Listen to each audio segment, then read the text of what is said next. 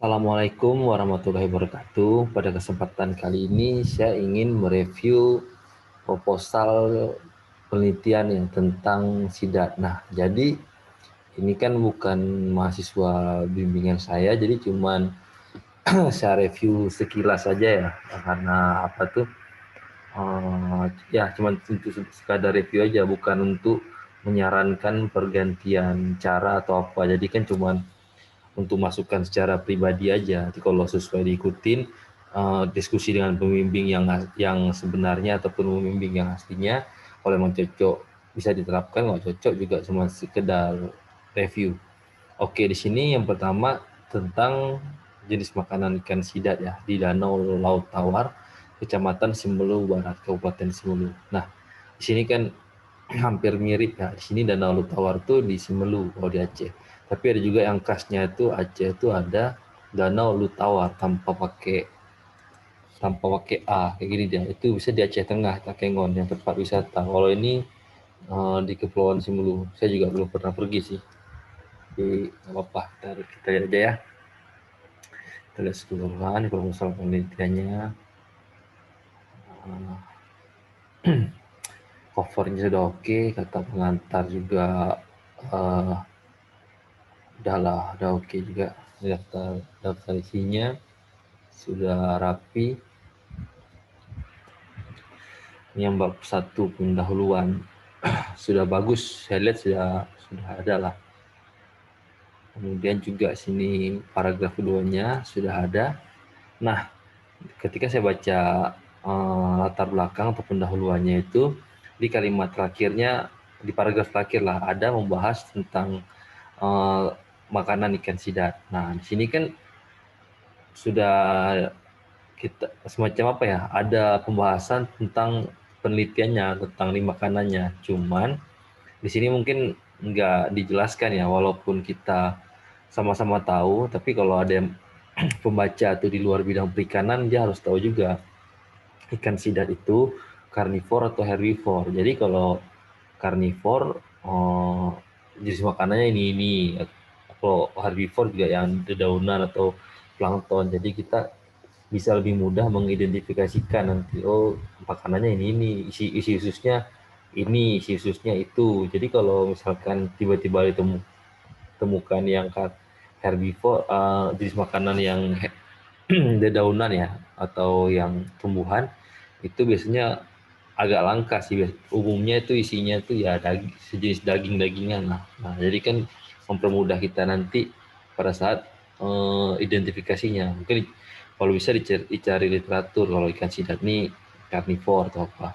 Nah, di sini sudah dituliskan kadar protein pakan optimal itu adalah 45% dan 50% umumnya. Biasanya ini kan dari penelitian atau dari siapa. Jadi kita juga udah tahu kemungkinan yang dimakan ini ya hewan atau daging yang memiliki protein seperti mungkin ikan atau seafood lah atau apa. Nah, jadi dia makannya tuh jenisnya udah ketahuan sih. Oh, sebenarnya hewan-hewan laut yang kandungan proteinnya tinggi. Mungkin ya ambil ikan, seafood.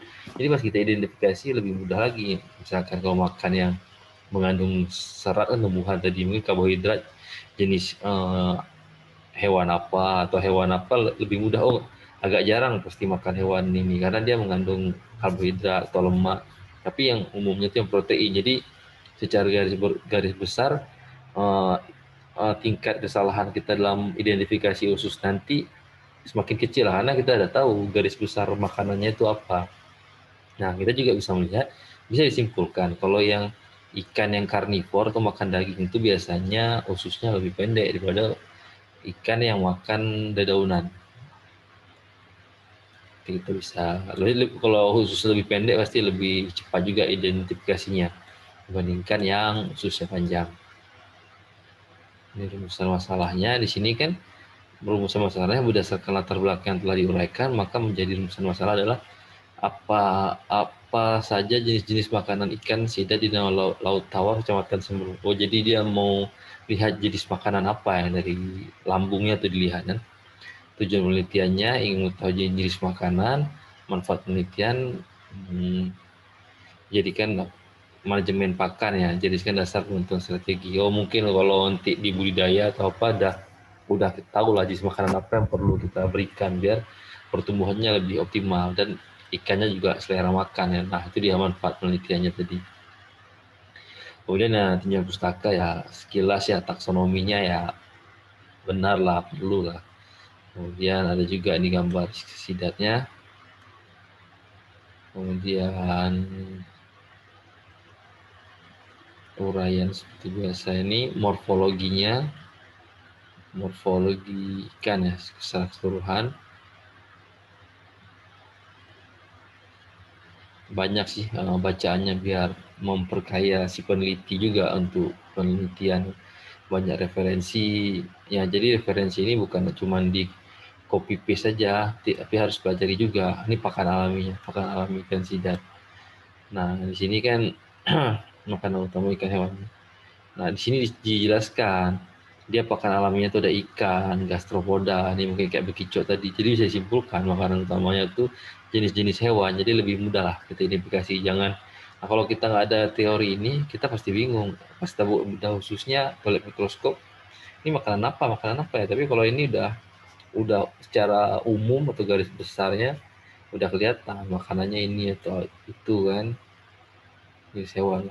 Insekta, ini serangga, ini oli keta, jenis orang lidah ya. Kemudian cacing tanah ya, ini cacing kan protein juga, krustasea, plankton. Nah, ini plankton yang kecil-kecil kan. Ini habitatnya,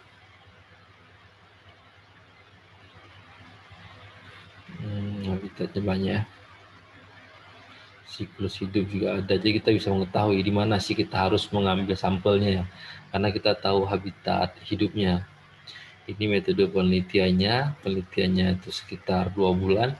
Cuma di peta ini agak kurang mendeskripsikan ya. Ini Pulau Simelunya di mana ya? Ini kok kayak tengah laut. Ini stasiunnya danau ya. Mungkin di tanahnya ini ada danau ya. Ya agak kurang representatif sih petanya.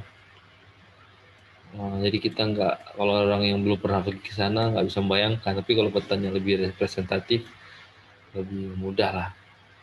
Ini alat-alatnya itu alat pancing, bubu, alat tangkap, mikroskop. Ini objek gelas pak penampung ikan sidat udah pipet tetes cawan petri.